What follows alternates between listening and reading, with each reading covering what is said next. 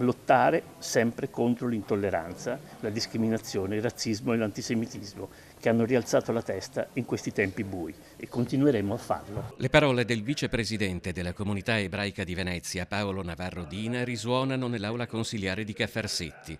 Dalla sua istituzione nel 2005, forse mai il giorno della memoria, la ricorrenza internazionale che commemora le vittime dell'Olocausto, si è svolta in città in un clima di tensione politico come quello di oggi.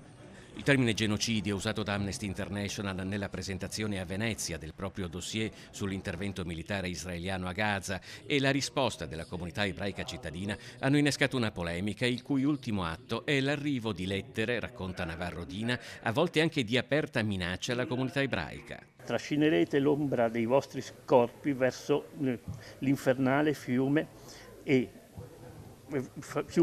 flaggetonte, ribollente del sangue di voi versato per giacere in esso finalmente ed eternamente condannati. Questo è il clima che stiamo vivendo, un clima da Germania del 1933. Il parallelo è pesantissimo. Il 30 gennaio 1933 Adolf Hitler fu nominato cancelliere.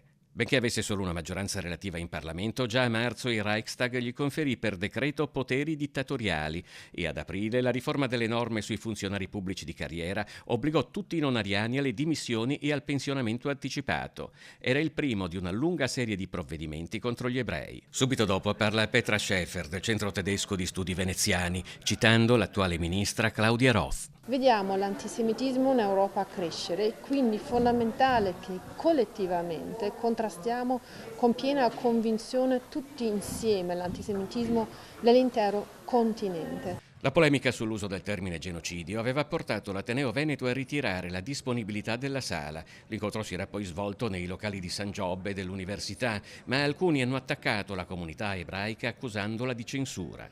La posizione degli ebrei veneziani è sempre stata netta, no alla parola genocidio, nessuna censura né sull'incontro, né sulle posizioni espresse da altri. E da quel momento, qui, in questa città, il rincrescimento, la rabbia si è espressa contro la nostra comunità.